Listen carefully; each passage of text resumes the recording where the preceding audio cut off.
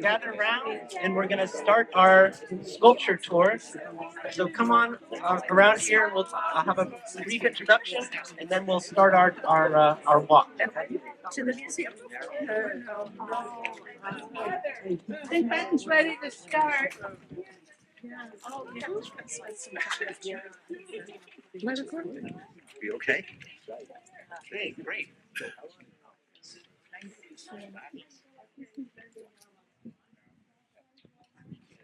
So good afternoon and welcome to the second Cape Cod Open Sculpture Invitational, affectionately referred to as COSI. I'm Benton Jones. I'm the Director of Art here at the Cape Cod Museum of Art. And we are here today to celebrate an exhibition of 30 sculptures created by 22 artists from across New England. 3 of the artists have residence on Cape Cod, while the other 19 come from Rhode Island, New York, Connecticut, Vermont, Maine, New Hampshire, and throughout Massachusetts. This exhibition is the result of a partnership between the Cape Cod Museum of Art and the New England Sculptors Association. The inaugural Cape Cod Open Sculpture Invitational was in 2022. Roe Osborne, who I'm sure is here somewhere, there he is, was on the advisory, or is on the advisory committee at NESA, and is an Orleans resident, and he was instrumental and has been instrumental in establishing this collaboration. He's a sculptor and a Renaissance man on Cape Cod who worked with me on every aspect of this project.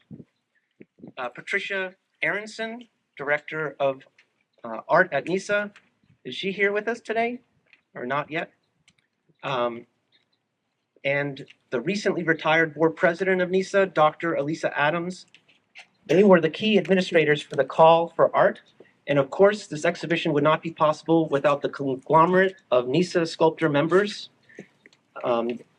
Dominic Espinito is recently elected as board president of NESA, so congratulations to him.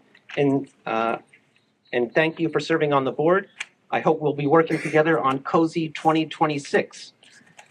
Is there a representative from NESA? Or Ro, would you like to represent NESA? Ro's going to be saying a few words as we go on our sculpture tour because he's got a.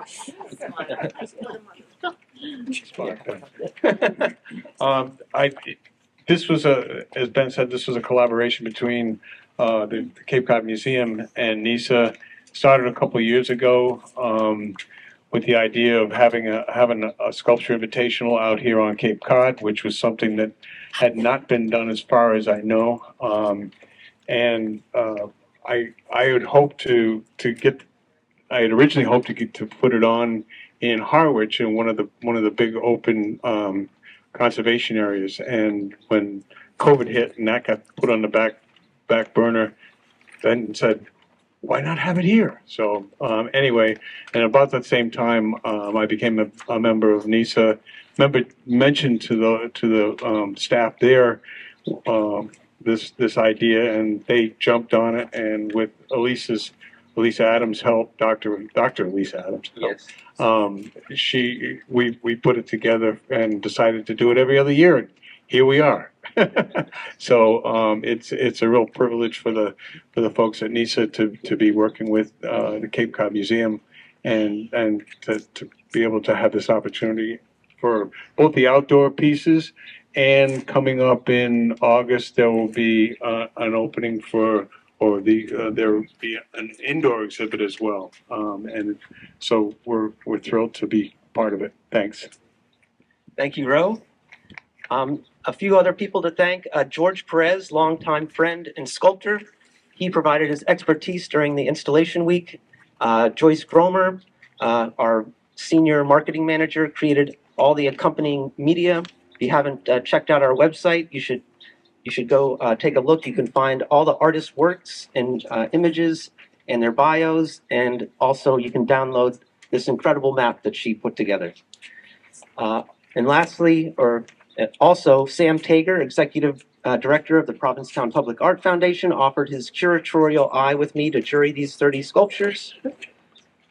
We were able to offer modest $200 stipends to the invited artists with grant funding from the Arts Foundation of Cape Cod. And I want to thank them for their commitment to this exhibition as they also supported the COSI 2022 exhibition. And they should be congratulated and thanked for supporting the creative economy here on Cape Cod.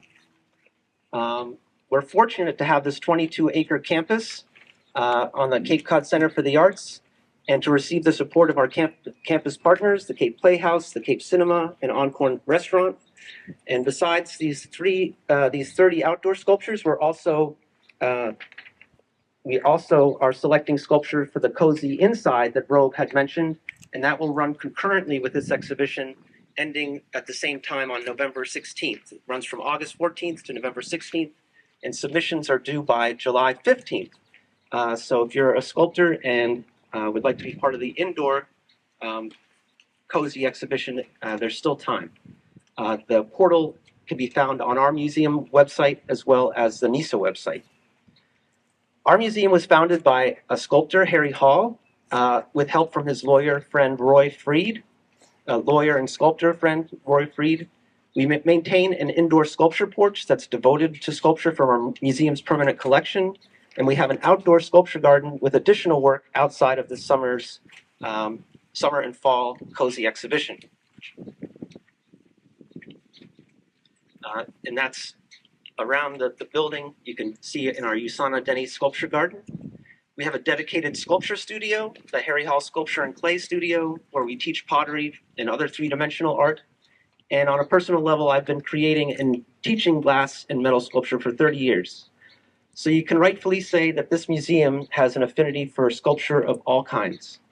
That's why I'm so very excited to have this second COSI sculpture exhibition, and why I would like to see this fledgling tradition become an established event on this campus, building an appreciation for the arts that is accessible to everyone without any barriers, supporting the participating artists, and further strengthening our campus partners.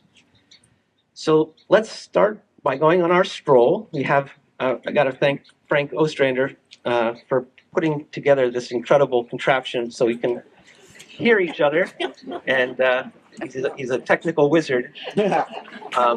So is Susan Beardsley still here? Just see. Oh, she is? So we're actually going to start with Susan Beardsley, and then we're going to go to number one, and hers is under this cherry tree here. So we'll all kind of gather round and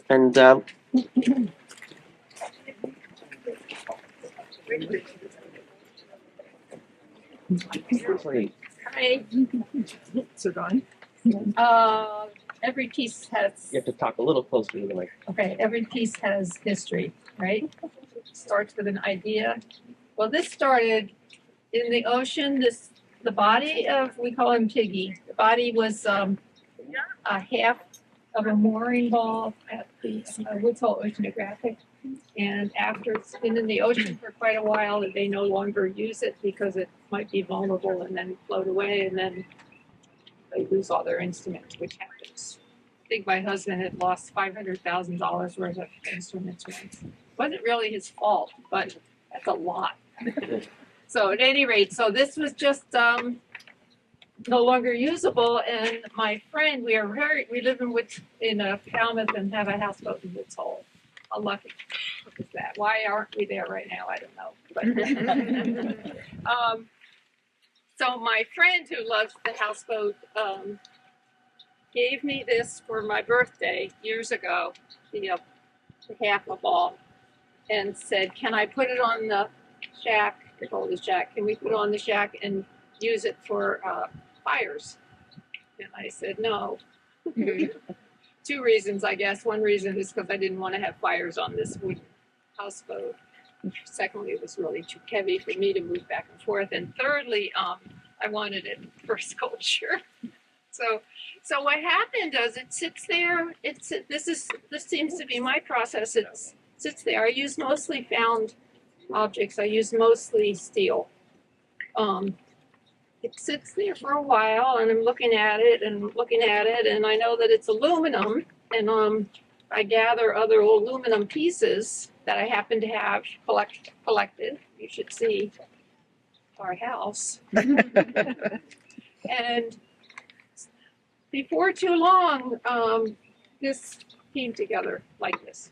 So, and then I took it to a fellow who was more than willing. He's aluminum. I don't do aluminum because of the welder that I have. I took it to an aluminum welder and he put it together. And he was quite game and he was having a good time. He usually just does fences and gates. So this is really, he was game to go outside of his usual. And so we came to the tail, and I forget what happened or didn't happen, but we didn't have a tail, or I'd lost it. And he had the best time making the tail. This is a guy who he does fences and gates. So that was a great story. So anyways, there you are. That's what this is. Having a good time. Thank you so much, Susan. She's also an environmental sculptor in the fact that she uses recycled materials and is proud to be part of that movement. So for now, we're going to go to number 1. This is Benny Miggs, and that's over here.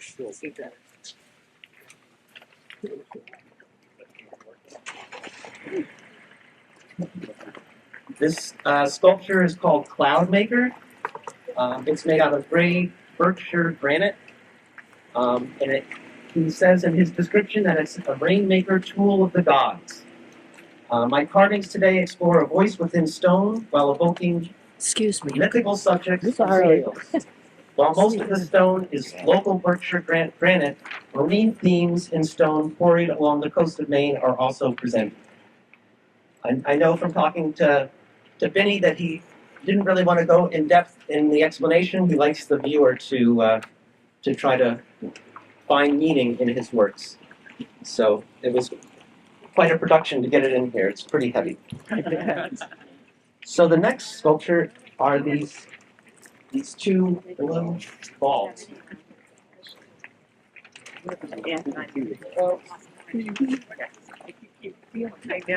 Is Joe Churchill with us?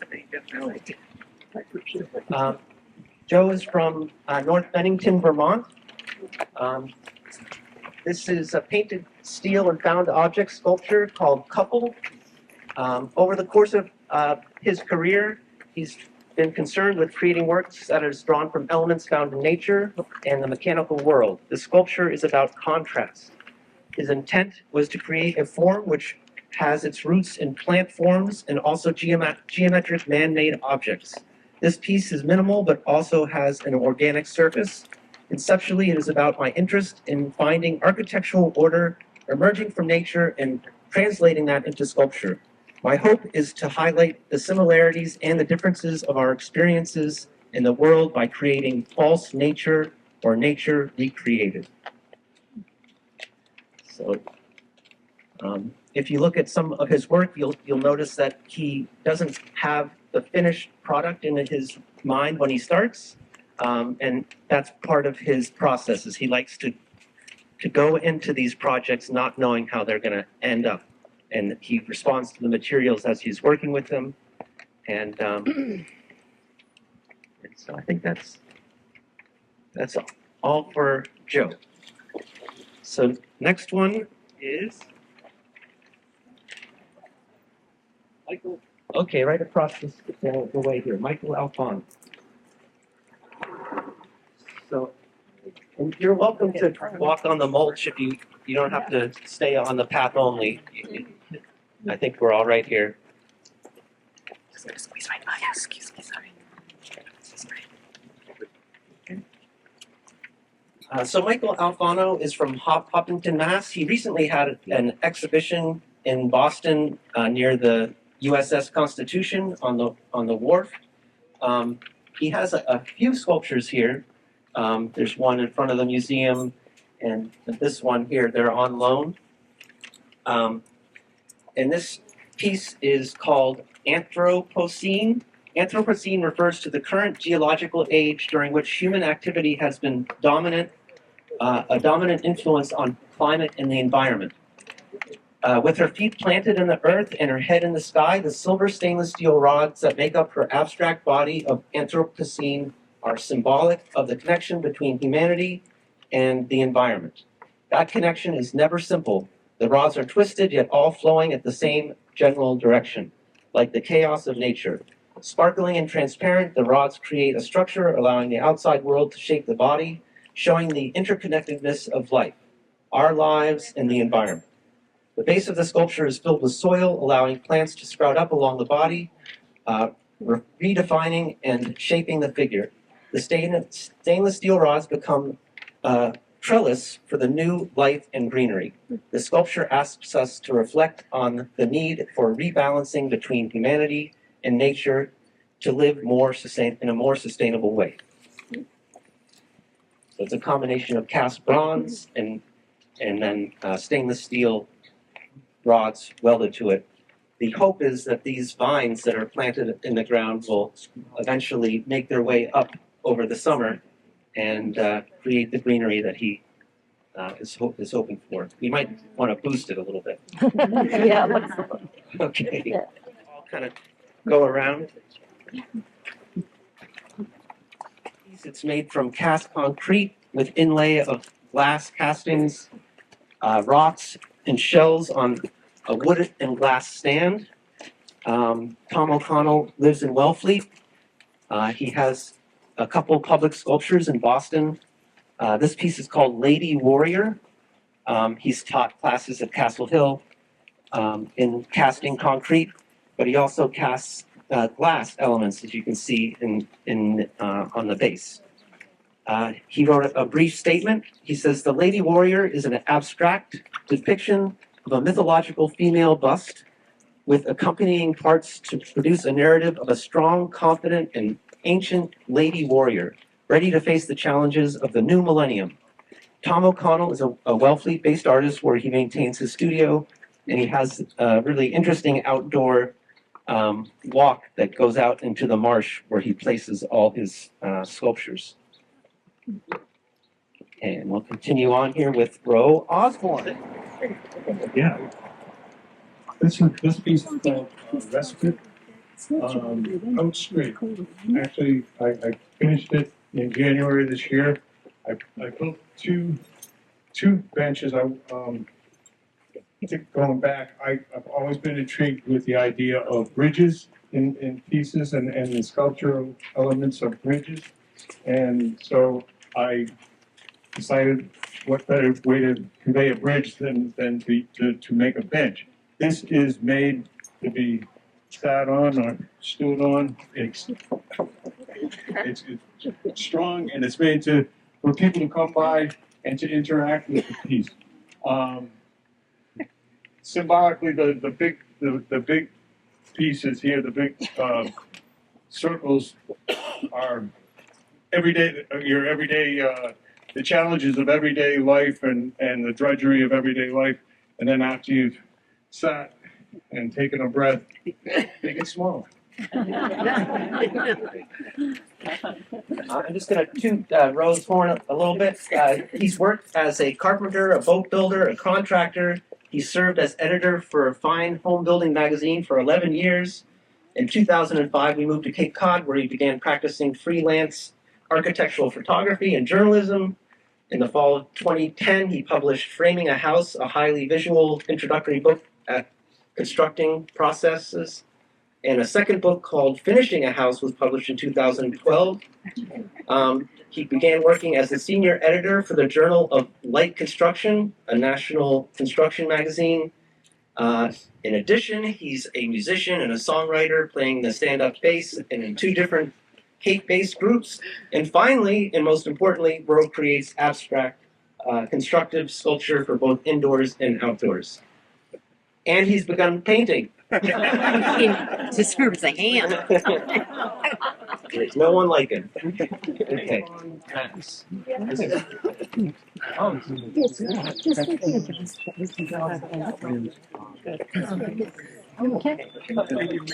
Okay, that's been practice. He's called Virgin. Oh, I haven't been out here. Hey, everybody. 9 months. Okay. So this is called Mergin. And my wife, Dalia Adon, who is a poet, are actually responsible for the naming of most of my pieces. But many times sculptures come from a thought, a vision, something you think about. Not always. Sometimes you just go into and carve something, you don't know what will happen. But not with this piece. I was kind of thinking about living with a partner, with a soulmate for so many years, and how I can capture it in a sculpture, and that's merging. Kind of over years, you become one, but also independent individuals, and that's what merging is all about. So this is a cast resin piece, and yeah, there's a base underground. I should mention that a lot of these works are available for purchase. The majority of the proceeds will go to the artists. Some goes to the museum, and a little goes to NESA. Okay, so now the next one is not Susan Beardsley. Okay, we're going to walk along the front facade of the museum to a marble sculpture by Fred Brownstein. And I thought he said he would be here today.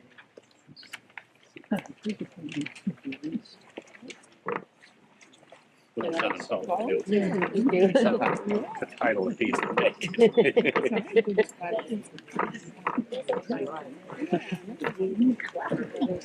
Fred X. Brownstein, he's from North Bennington, Vermont. He spent a lot of time in Italy. The piece is called Precipice. It's made out of marble, and it weighs in at 525 pounds. It's a high relief, and it's an Italian statuary marble of a female figure. The sculpture represents a brave woman climbing out of a precarious situation. Although she is vulnerable, she is strong and determined to succeed. Fred Brownstein lived and worked in Italy for 16 years prior to relocating to Vermont in 1991. During his time in Italy, Fred appreciated the marble sculptures and studied with Enzo Pasquini and Cacerta for 4 years and studied figure drawing in Florence for 4 years also. Fred was awarded his first public commission in 1985 from the town of Stenzema, Italy, for a monument to the fallen, to honor people from Stenzema who served in 2 world wars. Since then, he has completed another dozen public commissions and created sculpture on request for private clients. It's quite an amazing sculpture, and I hope everybody will have a chance to get up close and see how incredibly detailed it is.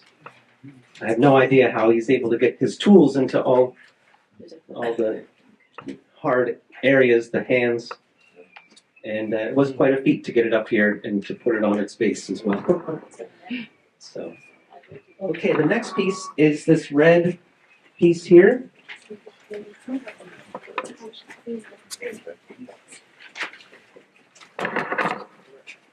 This is Elizabeth Knowles. She's from Norfolk, Connecticut.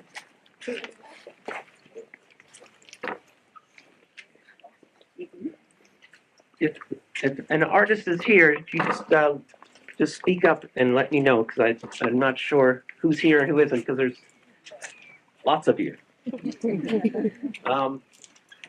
So this is created from woven wire strips, acrylic gels, and found pebbles and stones. It's titled Shell. It is a brightly colored vessel shape filled with dazzling stones. So if you actually peer inside, you'll see that the stones are painted, and they appear like hidden jewels or precious eggs, each individually painted with a variety of organic patterns. Natural patterns inspire her work. Some are biological patterns on the cellular level of organisms. Others are geological patterns of the Earth's natural landscapes. Through sculpture and site-specific installation, she explores how dynamic patterns connect landscapes and life forms. Physiology and physics, death and detritus, growth and form. So it really pops out on this in this area. So we're going to continue down along this by Douglas Rice from Stonington, Connecticut. It's titled Solidarity. It's honed absolute black granite. Douglas says his sculptures begin as a series of small cardboard cutouts from 4-inch by 8-inch pieces of cardboard. He cuts out various abstract shapes, slotting the top of one and the bottom of the other, and joining them together to create a freestanding cardboard sculpture. Once it's complete, he does the same process with big sheets of plywood, cutting each of them with a jigsaw. Then he sands and paints them with a high gloss metal paint so that they look like they were made from steel. From there, he takes the full-scale plywood to a fabricator, and they cut the shapes out. In this case, in stone, and you'll see in a later case he does it in metal, using a water jet. Another factory then on his metal sculpture does the powder coating. He's got 6 sculptures currently on display publicly in Connecticut, in Massachusetts, and Rhode Island. So when he came, these were lying just flat in the back of his truck, and he was able to. Here is Doug Rice. Doug Rice. Sorry I can't be there, but thank you so much. I wish I could be there with you all, but thank you so much for coming, and congratulations to the other sculptors. Thank you very much, Doug. Hi. Wow, high tech. Thank you, Doug. Okay, oh, I great. can leave you on.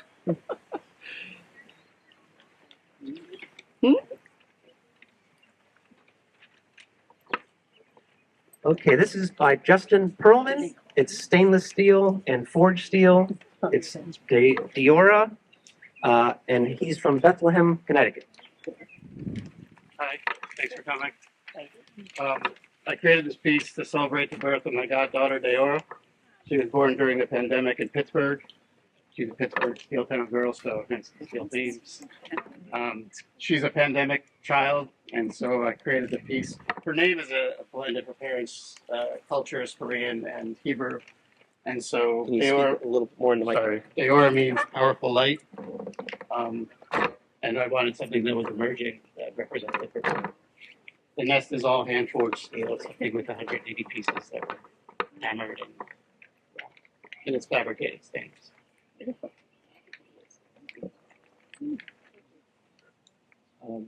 Justin teaches. Let's see.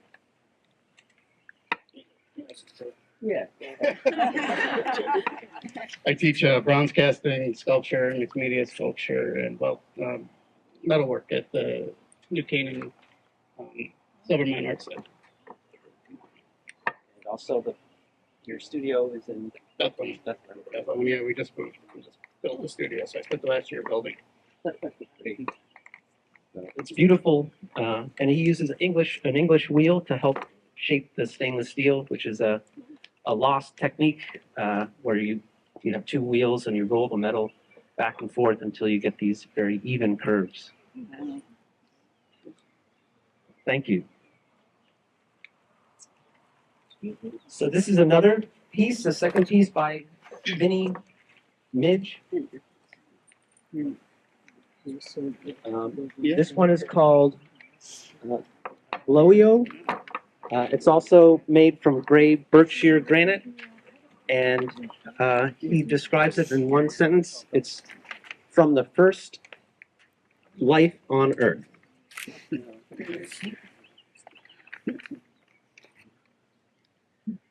It came to us in 2 parts, and so the installation was interesting as well. Put down the base, of course, nice and level, and then place this on top with pins going through to make sure it's stable. Okay, we have Karen Stanley in South Minden. This piece is called Into the Beyond. It's polished steel and Corten steel, and she is with us here today to tell us a little bit about it.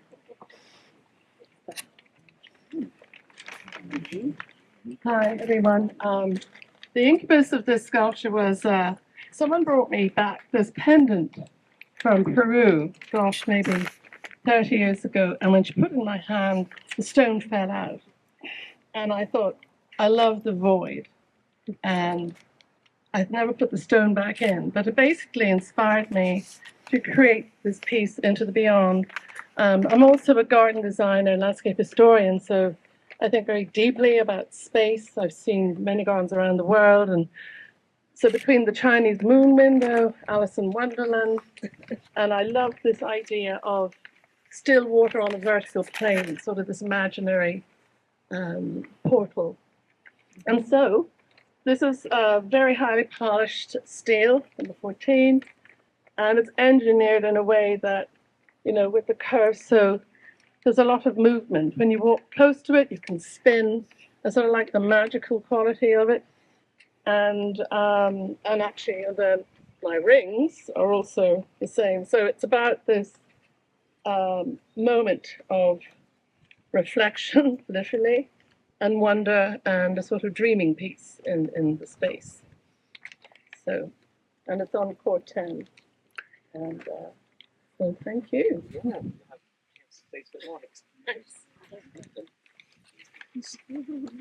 Okay. Yeah. So we're gonna now meet over by the little fish pond, and there's a ceramic figure there that we'll talk about. This is by Cindy Gordon. She's from Warren, Rhode Island. It's ceramic or terracotta glazed to 04 oxidation. It's titled Guard, and we have Cindy here with us today. Thanks for coming. Hi, everyone. Really close. Okay. This was created with coil and slab method.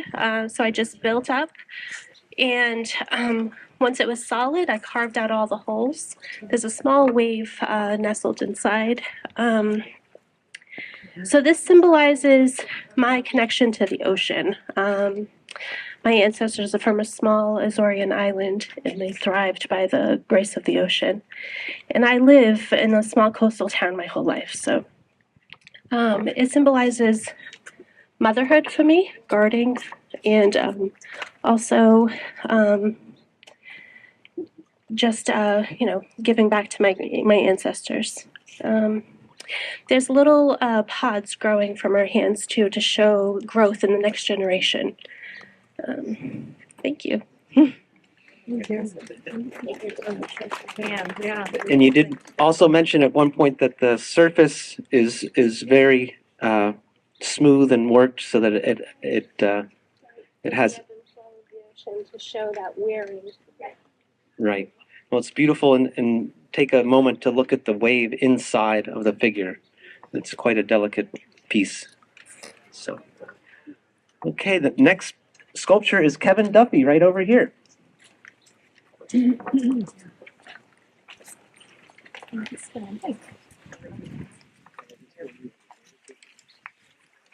Weighing in at only 101 pounds. This piece is titled Granite Slab. Kevin is from Arlington, Mass. Hi, everybody. Well, I am from I think an interesting fact before I get into this is that Beanie Miggs, who also works in granite, both he and I attended Montserrat College about 50 years ago. And it's no coincidence that we have chosen granite as our material of choice. Both he and I had an excellent teacher who worked in stone, taught us the techniques, but never influenced our art. That's why one reason our pieces are much different. He didn't want the scent of his chisel on student's art. He would show us techniques, and did he ever show us techniques in stone cutting, stone polishing, right out old world techniques that he had learned as an immigrant kid growing up in Lynn. And I just wanted to put a shout out to Reno Pisano, who was the founder of Montserrat back in 1970. He an amazing World War II vet, an amazing man who passed away at the age of 101 about 5 weeks ago. He lived in the haunt, and hopefully there will be a retrospective of his work soon, because his sculptures, he led by example more than anything else. He pointed something, say the solution's in there. What's the mystery, Mr. Pisano? What's the mystery? Subtraction. Stone carving was. So to this particular piece, like Vinny, I'm a few words are enough, and leave it to you. It's simply I pulled this torso shape out of this existing piece of stone. I wanted to do it. Initially, I had it joined by something that looked more like viscera than actually wattle. I thought the wattle was a better choice because the interlocking sticks are something that can join two surfaces. So this is joining the front and the back. It relates to the other piece. And this year I entered two figurative pieces in a way to homage to Gilbert Franklin, whose work populates through here, that I absolutely love. Brilliant sculptor.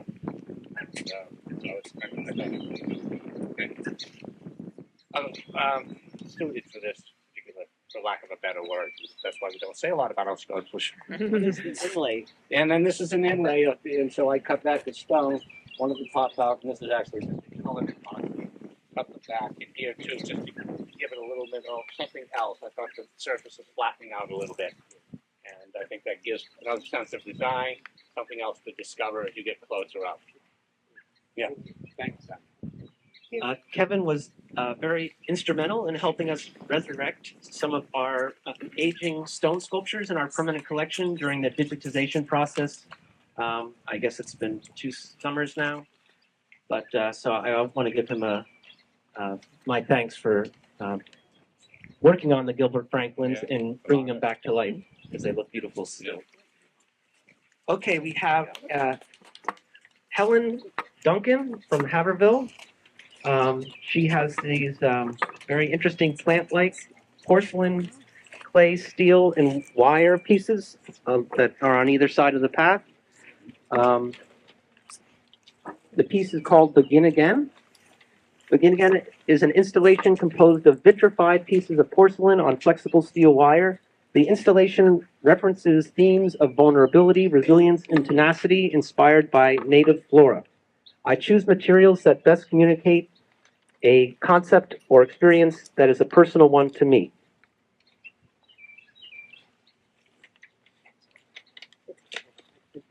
When working in clay, I use hand building as well as wheel throwing techniques when constructing my pieces.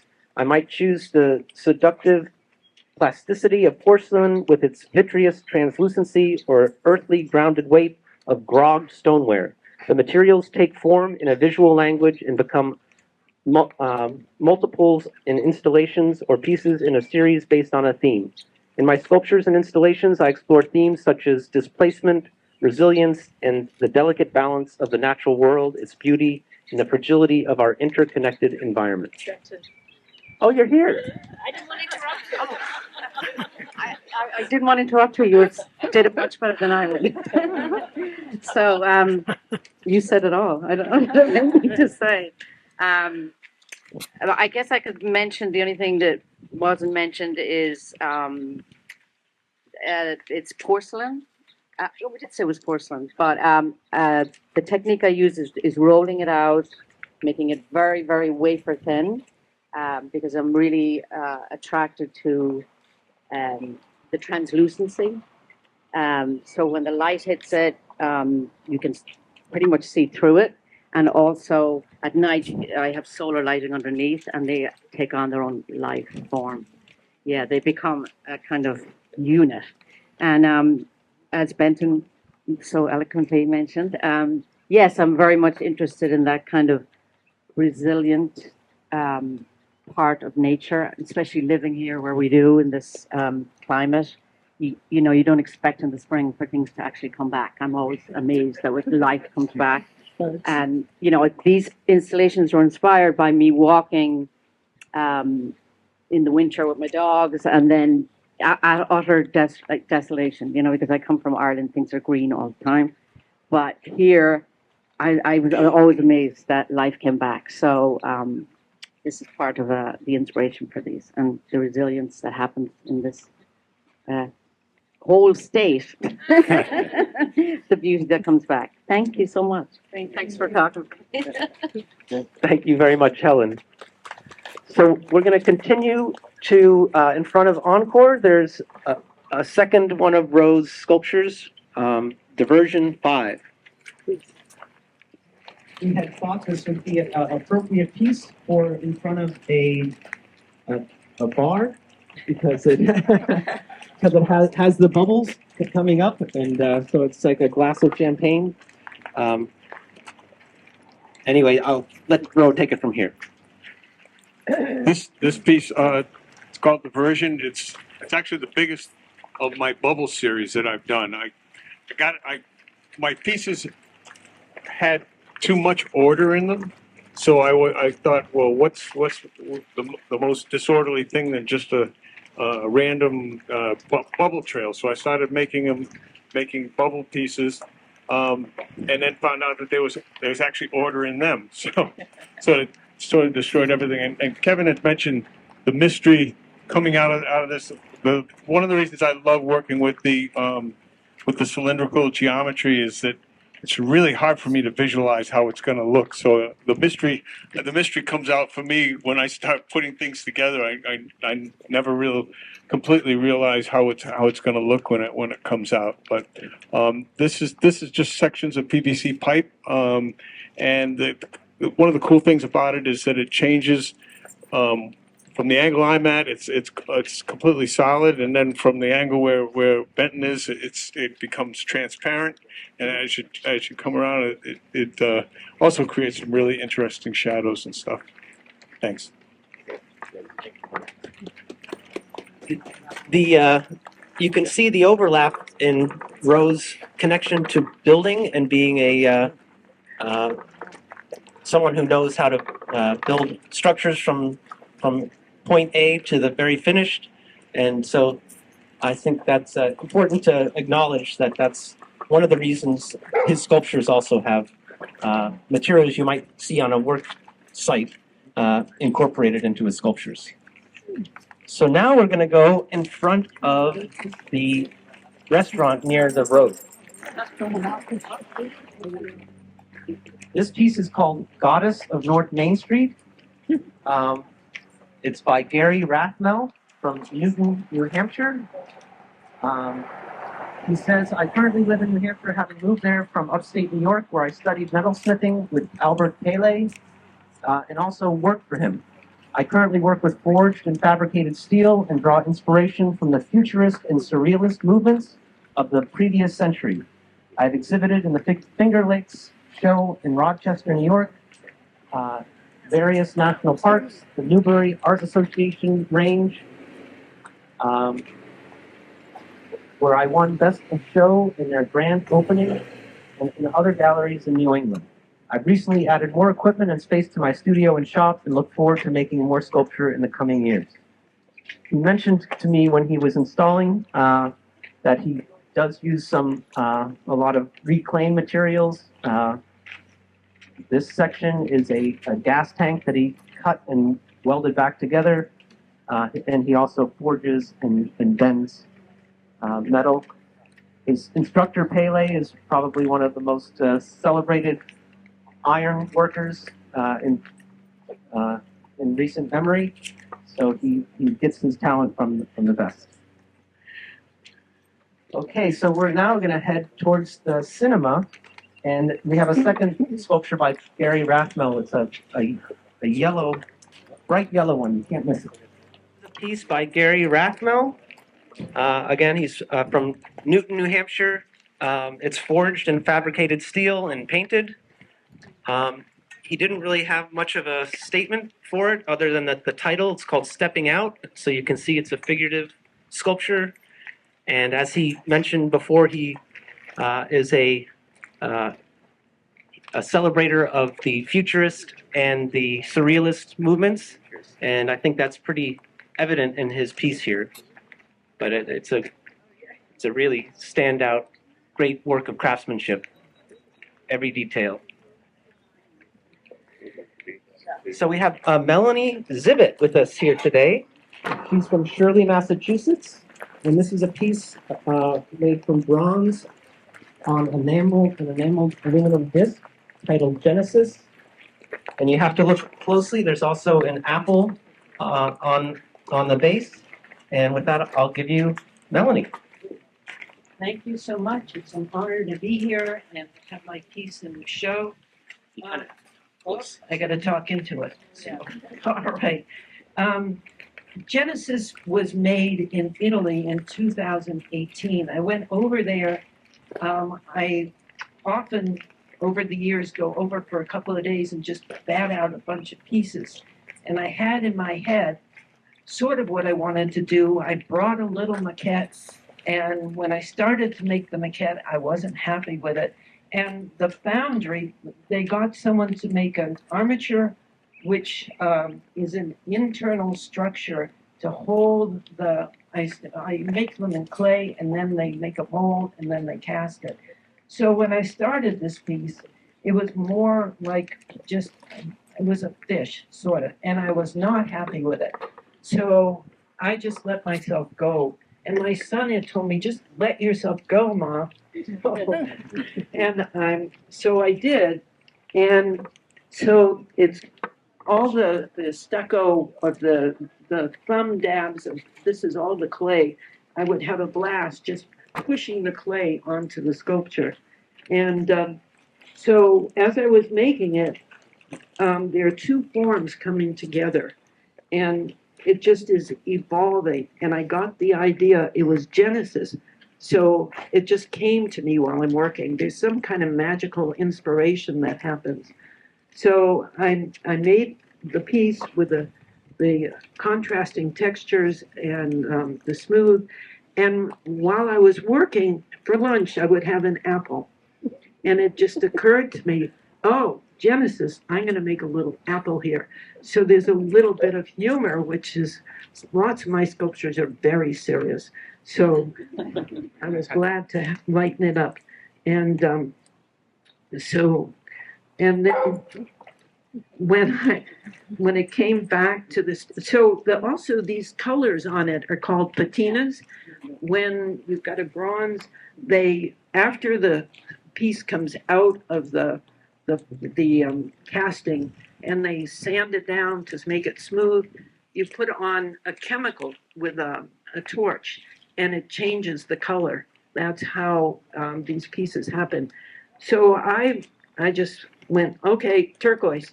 I don't know, instead of, this is more the sedate kind of color. So it has this turquoise. And when it came home, I have a few pieces that I put on aluminum discs, and I went down to the fabricator and then off to the metal enamelist and had the turquoise disc put there. So anyway, it's not my usual piece, but I really enjoy it because it isn't. And it's got the inspiration of my son telling me just to let go, Mom. Thank you so much. Thank you. Thank you. So Melanie was explaining that it's a chemical patina. So even though this is all bronze, it can have different colors depending on what chemical you apply to the surface. So this is all one casting, but it has probably ferric nitrate on the top and the cupric nitrate on the bottom is my guess. But anyway, thank you so much for sharing with us.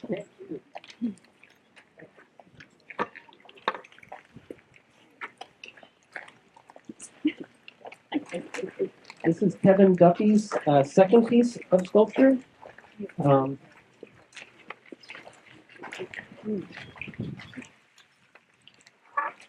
Weighing in at 350 pounds. It's titled Non-Binary Figure. It's a granite sculpture of a human torso. Take it from here, Kevin. Not much more else to say. No, that's a couple.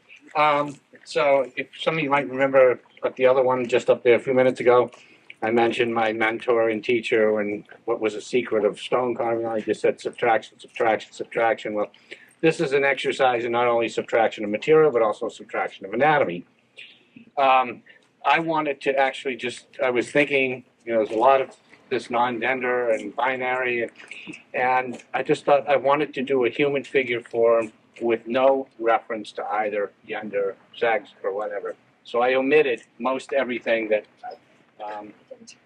might be associated with that. So it's neither male or female. It's just I wanted to try and capture the grace, the form, the mass of a particular figure, but not have it of a torso, but not have it in really associated in any way with a particular gender, which is usually often the case, and that's noticeable. So this is meant to enlighten and to confuse, and and if you don't get it, well, non-binary is non-binary. But it was a lot. It was wonderful to do, and so I think that's all I got. Thank you, Kevin. Yeah. So we're just going to go around the corner here, and we have Bob Pavlik from Torrington, Connecticut. Get out of the sun for a second, maybe.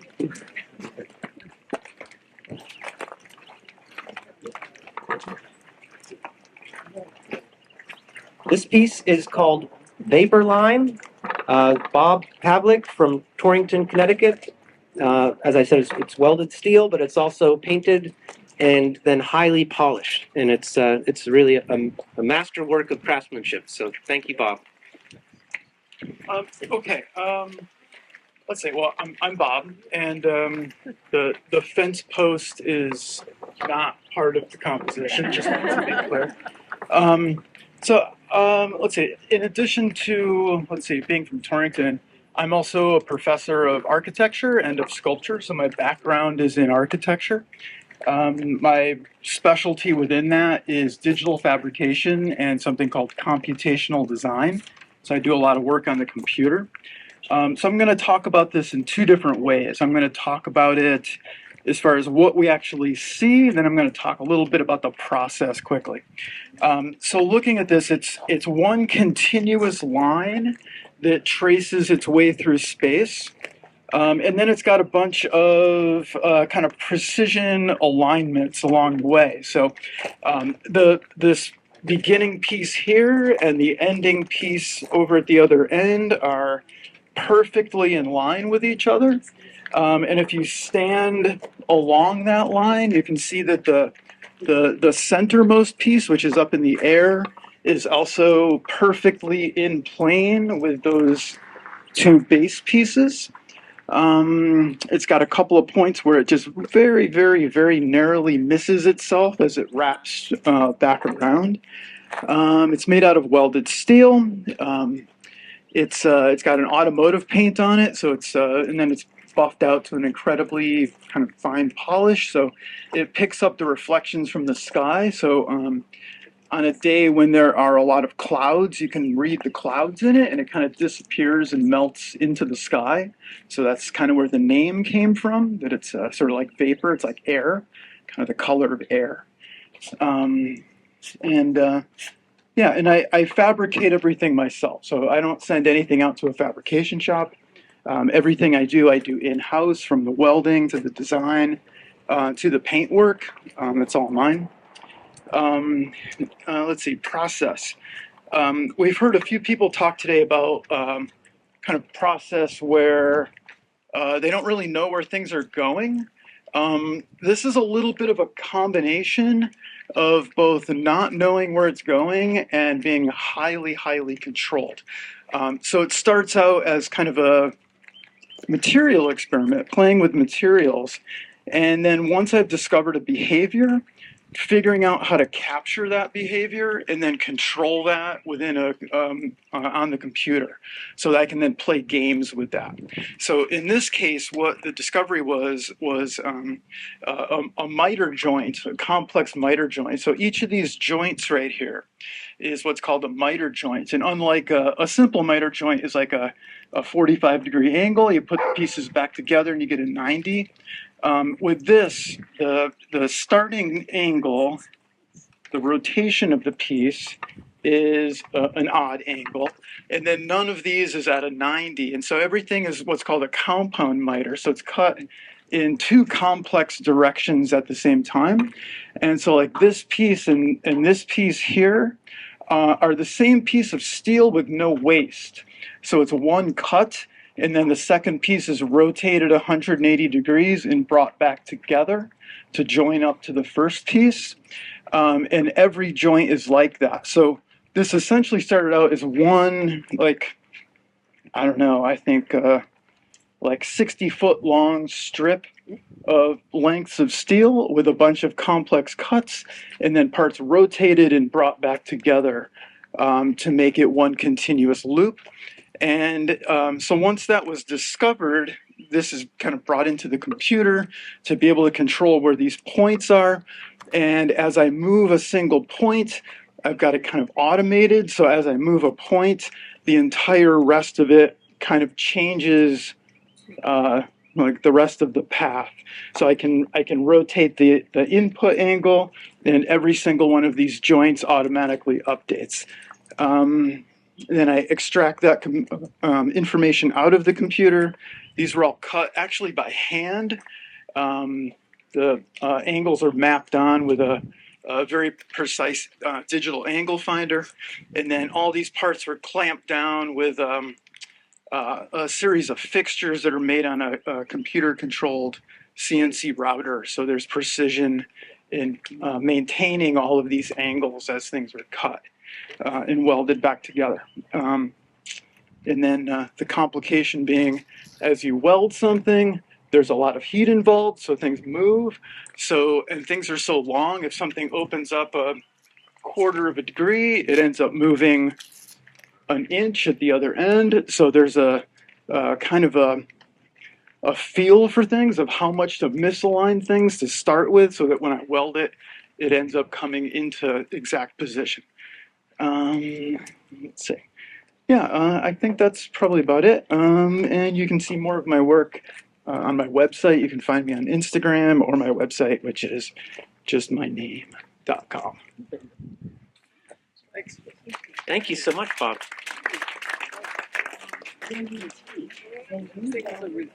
Farm anything out. Where you teach and you don't farm it out, how many pieces could you possibly do per year? Yeah, that's a great question. Yeah, so the question is about time, which I guess my girlfriend might be a good person to answer that question. So yeah, like this piece, for example, has probably 120 to 140 hours into it, spread out over a series of months. Yeah, it's very, very time consuming, and that doesn't include all of the initial experiments that went into things before this final piece kind of came about. So it's a long, lengthy process. So what school do you teach in? I teach at the Rhode Island School of Design.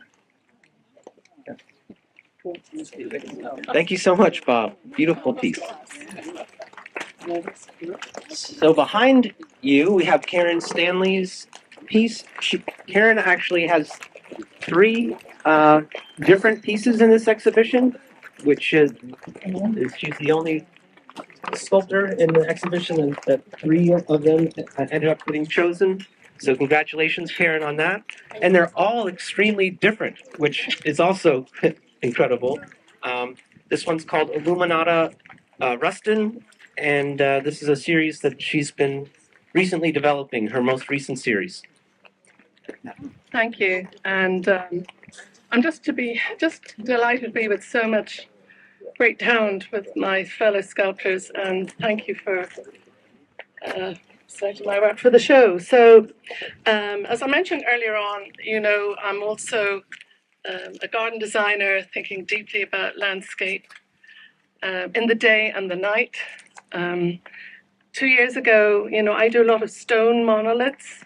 I know there's an Irish person in the crowd. Well, I have a great connection with megalithic and Celtic art. I'd say it's probably one of the most influential elements in my work. And so what I did was, when I've done them in stone, there's a lot of story in each piece. The elements, in this hieroglyphic language that I use, with flow, sun, moon, the months of the year, there's a whole journey in each piece. And then the Illuminata, I decided to go inside the stone. So reflecting all these hieroglyphs. And so in the day and in the night, they're solar lit. So sometimes I don't sleep at night. So I love to look out in the garden or the landscape, and I can see a night sculpture, which is very interesting for me. But it's also the monolith, the landmark, its entrance exit. It's a focal point, and it's and actually I've gone beyond now. I've done a translucent version of this, so you can see all the way through. So I'm really exploring the depth of being inside the stone and going out into light. A lot of shadow and light is a big part of my work, because, well, you can't see it here, but just like an analytic clock, where you can use the shadow as a time marker. But this is, I've done these in different colors. I have them in various collections, but I'm happy to have this one here. And I think that's all I have to say about this, but thank you very much. Here you are. Thank you. Thank you, Karen. Everybody will have to come back at night and Yes. and have a look at both Karen's and Duncan's porcelain piece. So next we're headed over to Half Dead Fish, and it's over by the Nickerson Studios. The impact and what we create is a lot of suffering in nature, and that's also what I want to express with this piece, where you have a happy fish. He should be happy. He has everything that he needs in his environment, but then suddenly humans come, and there's a lot of decline, climate change, poisoning of the environment, and so on. And this, what I experienced in my lifetime, is pretty striking. And that's also what I want to express with this. That's it. Thank you. Thank you. Thank you, Karen. So all we have to do is turn around, and we have Douglas Rice's other sculpture here. This one is called Evolution 136. The first piece we saw by him was made out of that black granite. This is made out of sheet aluminum, but it really has this similar process where he cuts out small pieces of cardboard, figures out how to arrange them, and then makes the enlargement in plywood, sends that off to a fabricator, and then they create it in sheet aluminum. And it's really quite miraculous when he brings them here, because they all fit in a very small amount of space, and they assemble rather quickly and easily. Each piece actually nests within each other, almost like Russian nesting dolls. So the cutouts of the one next to it would actually be the negative space from the one before it. And so they actually all fit within each other. So it's a somewhat of a puzzle, too, at the same time. So. And if he's listening on the phone. So that's Douglas Rice's, and we have the last one from Karen Stanley next, and that's Under This Tree across the road. This piece is Carrick Green. It's Gaelic for lifestone or sunstone, and here once again is Karen Stanley. Here I am again, thanks. I don't know the gal from Ireland, but I use a lot of Gaelic in my work. And again, it's back to what I grew up around. I grew up in Ireland. I grew up around a lot of old sites. I mean, it's part of our natural world.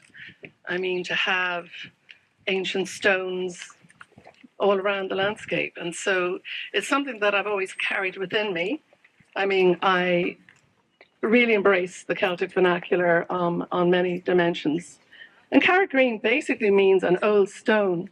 In fact, a lot of these old special stones are being taken from the landscape in Ireland. People are actually taking them away and bringing them into their own gardens.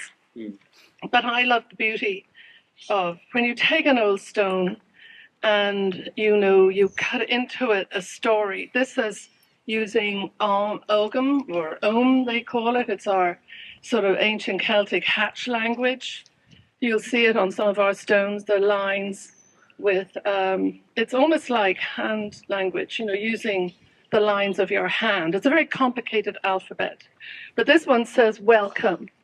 And then there's this triple spiral, birth, life, death, you know, sky, land, below. It's that triplicity thing that I love to infuse in my work.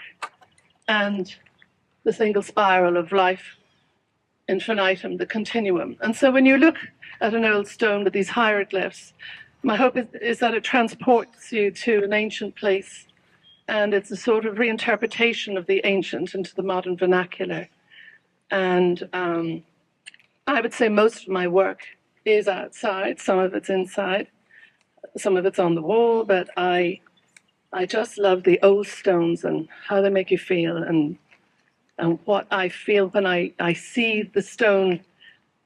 And for those who have described this, I really have to search for the right stones, and then I know intuitively what's going to happen. I'm not exactly sure, but I have a sense of where the journey will go with the stone. So I just love it being here, nestled in the hosta, and in this lovely garden. And I thank you very much again. Thank you. Thank you, Karen. Karen spent, I don't know, was it 2 or 3 weeks in Italy? We had to schedule her delivery a little separately, but she was sculpting in, was it Carrara, with a great master. I mean, it's been a dream of learning these new techniques of, you know, carving marble, because I really, you know, I've been really enjoying limestone. And you know, exploring the other metals and resins, but the marble is my new love. And I would have loved to have met Mr. Brownstone, because you know I carved in the statuaria piece, and we had just seen the solar eclipse in its totality, and that totally inspired the piece that I worked on in Carrara, and it was so wonderful. Every day I would, like, it was 7-8 hours a day, and I'd be covered in marble dust. And my husband came with me, and he had 2 weeks of culinary school, and we'd meet, and he was covered in flour, and I was covered in marble, and it was a wonderful experience, and I can't wait to go back. And thanks again. So thank you. It might be best to view it from this side. I could just mention that the broken shell, it's a whelk shell. It's partially broken and like it was rolled in waves. The whelk is actually our state's shellfish, so it's quite fitting that it's here. And let's see, Thomas is a naturalist and an artist who uses scientific observation and East Asian artistic concepts in his work. His sculptures often contain intentional imperfections and erosion, which result in fossil-like appearance. This is reflective of the vulnerability of life, but also contains a hint at life's resilience. Take it away, Tom. Okay. Well, I could just go on with the philosophy of this piece. It's a little similar to the other one. There's life and death in this piece as well, life and decline. It's the endless cycle that is pictured here. But I think besides that meaning, I would like to explain something else on this piece. Fundamentally about sculpture. Every sculpture is basically a sundial. Because as we just talked about, this is a good angle to look at, because right now it is 3 o'clock, 2:30.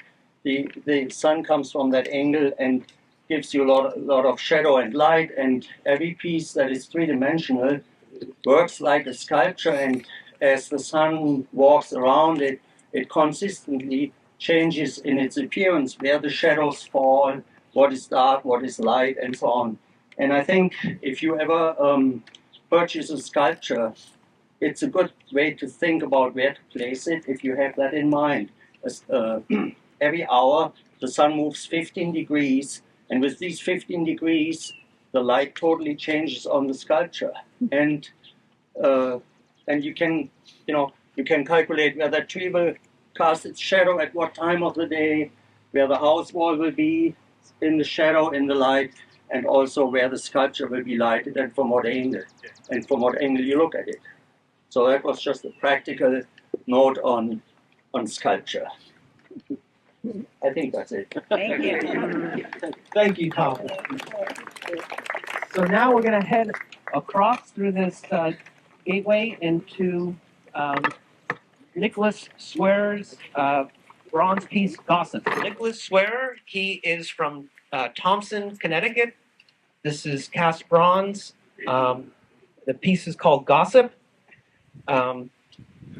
So there's a whole scene that's playing out here. Thomas also mentioned that he has like 50 more of these.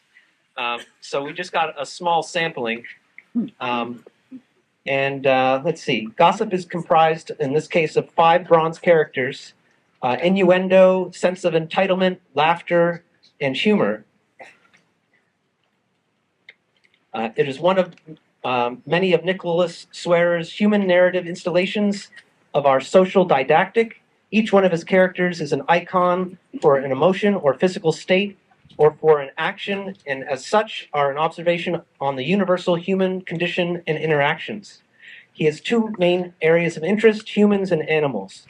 First is his expression of the human condition.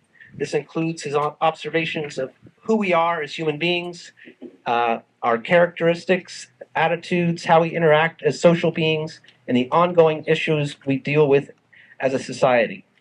When he was installing this piece, he had mental stories about each one of them and related to their characters, and you could just see how in the process of sculpting them, he embodied them and was able to really bring out the character that he was trying to bring out, and they each have a different personal trait that he was trying to highlight, and he says he paints them or he does them nude also just to further have more of a personal impact on the viewer. But and for some reason, the size of the concrete blocks that he puts them on are probably weigh twice as much as the bronze sculptures themselves. It was just an incredible feat to install them here. And I think it goes well. All the theater folks will be leaving through these doors to come around to the bar there. And so I think this is a very theatrical piece and will go very well with their productions. So we have 2 more pieces left. This one is called Wolf, and it's right here in the corner.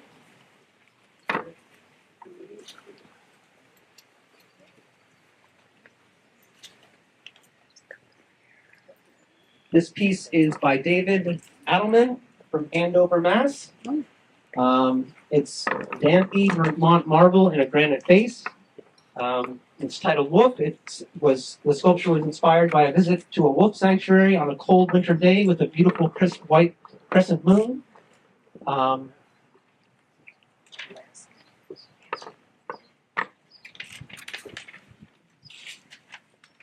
He can remember years ago stumbling upon Rodin's Burgers of Chalet, and he walked around it for a long, long time, was mesmerized and blown away by the power of it, and knew in his heart in that moment that he wanted to become a sculptor.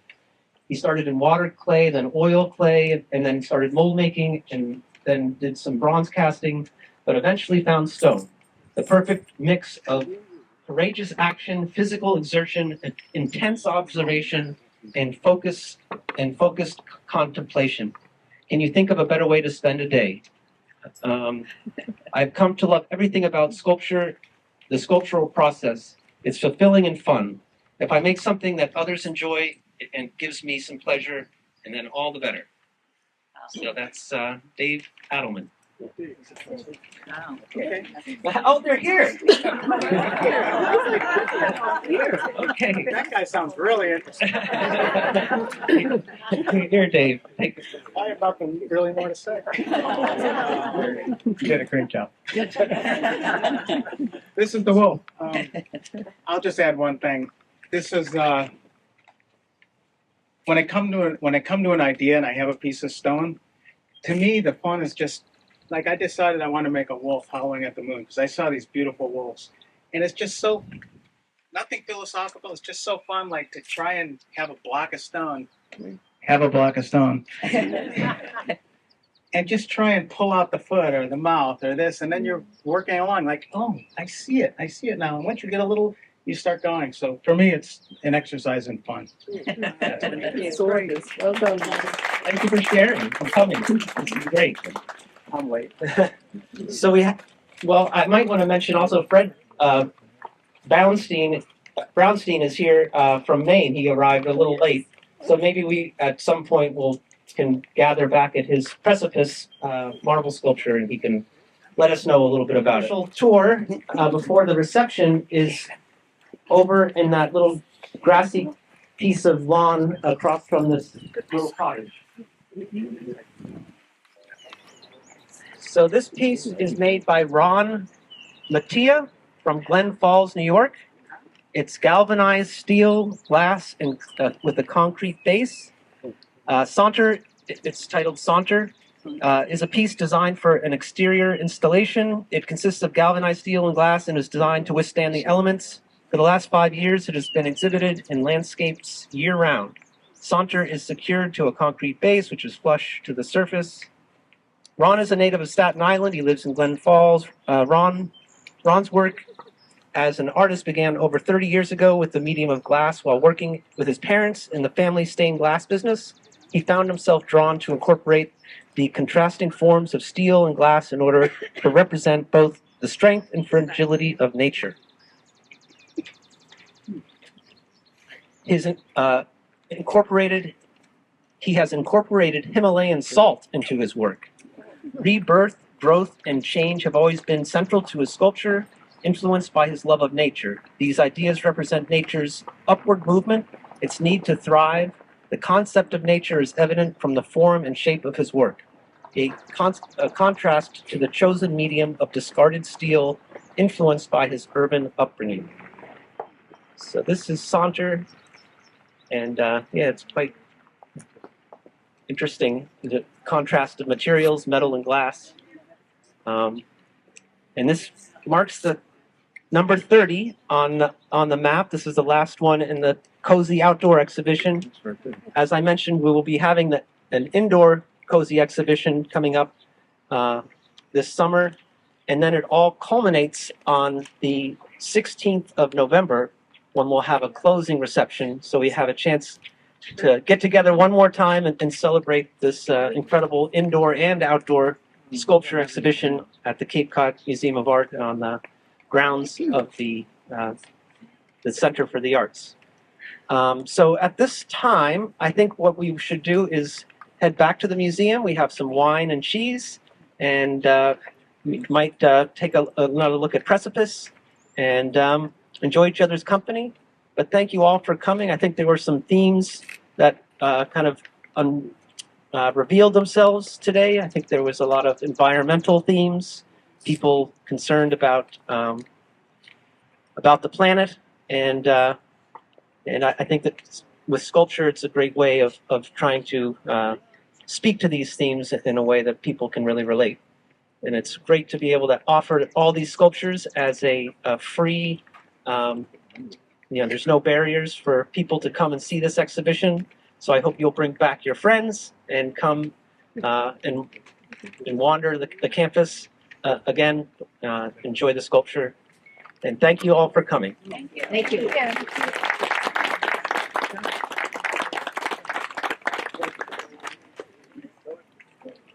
A little bit around Precipice for a moment. Fred came from Vermont today, and I imagine that's where you get your marble too sometimes. But we'll let a few more people get here, and then maybe you could let us know your inspiration.